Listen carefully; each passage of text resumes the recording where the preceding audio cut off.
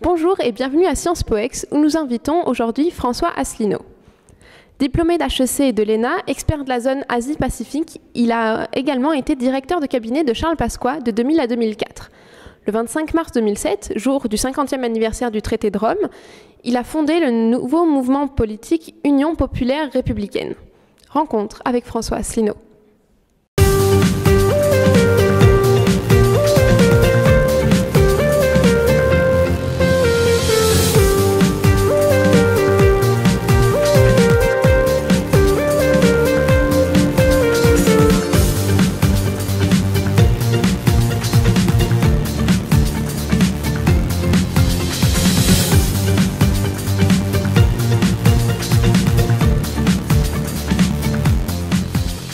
François Asselineau, bonsoir.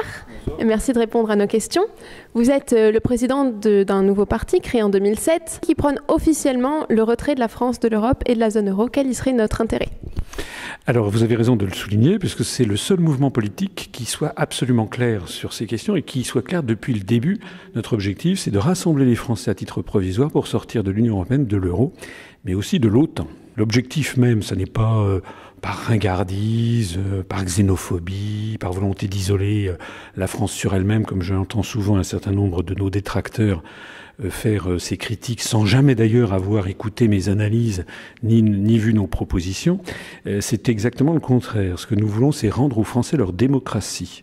Alors justement, si on revient sur votre slogan « L'union des peuples pour rétablir la démocratie », c'est justement pour montrer que c'est l'Europe qui prive la France de sa démocratie ? Oui, par toute une série de procédures. Vous savez, c'est extrêmement ennuyeux de parler de l'Europe. Si vous vous en parlez autour de vous, vos amis, votre famille, vos collègues de travail, très rapidement, au bout de 2-3 minutes, ils disent « bon, t'as pas un autre sujet ».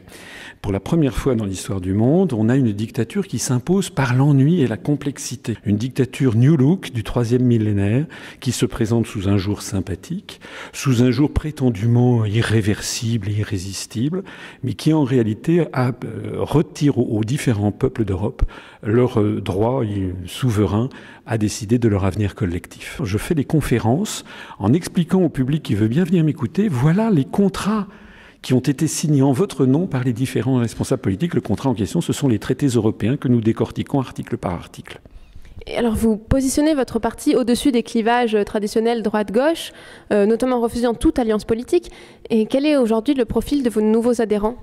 Nous ne ferons alliance qu'avec des mouvements qui, comme nous, veulent sortir de l'Union européenne. Il n'y en a pas d'autres.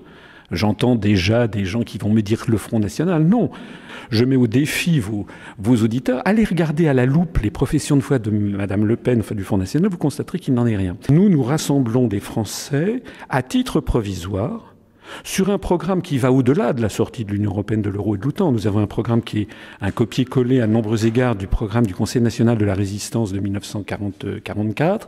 Et donc nous avons des Français qui viennent de droite, du centre, de gauche.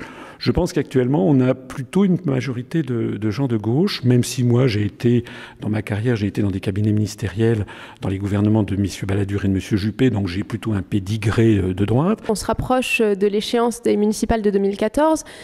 Quel est votre objectif premier et quel est le plan de campagne national qui a été élaboré ? Nous ne participerons pas aux élections municipales, c'est très simple, parce que nous avons une lecture de la situation politique française qui est différente de celle des autres partis. Tout au long de notre histoire, il est arrivé à plusieurs reprises que les Français avaient perdu le pouvoir chez eux, le droit de décider par eux-mêmes. Donc nous voulons rassembler les Français sur cet objectif. Si nous allions aux municipales, outre que nous sommes encore un mouvement politique relativement petit, nous serions obligés de prendre des positions qui n'ont aucun rapport et nous serions obligés d'aller avec la droite ou avec la gauche. Nous ne serons donc pas aux municipales. En revanche, nous comptons bien être présents aux élections européennes qui ont lieu donc fin mai 2014, parce que là, c'est notre sujet de prédilection, c'est la problématique de l'Europe.